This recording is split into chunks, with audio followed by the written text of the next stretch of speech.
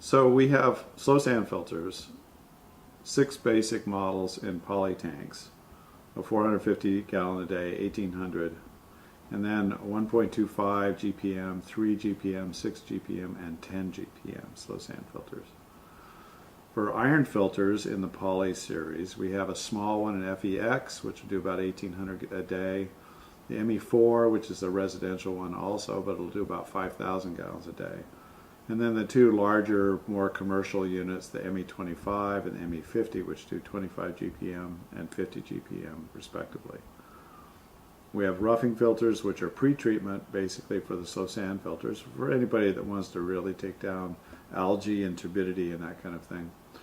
We have an RFX and an RF1 and an RF25. The RFX does about 1,000 gallons a day. The 1 does about 1,800.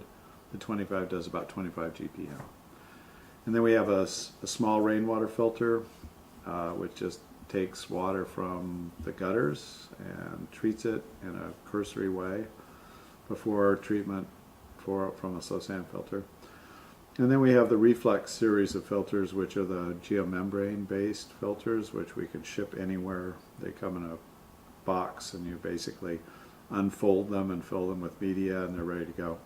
And then the large steel tank systems, of which we have slow sand filters up to 1,000 GPM and iron filters in high volumes, and some specialized filters like the ones that we have done for coal bed methane treatment, which are basically our iron filter with some added features.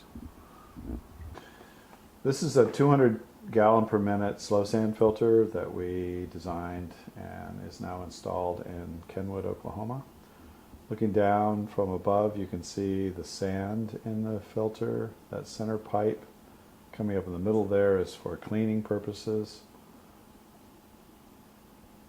And you can see the sand media, and then in the upper part is the inlet structure. So the water comes in through that pipe and splashes on that concrete block, so it doesn't just dig a hole in the sand.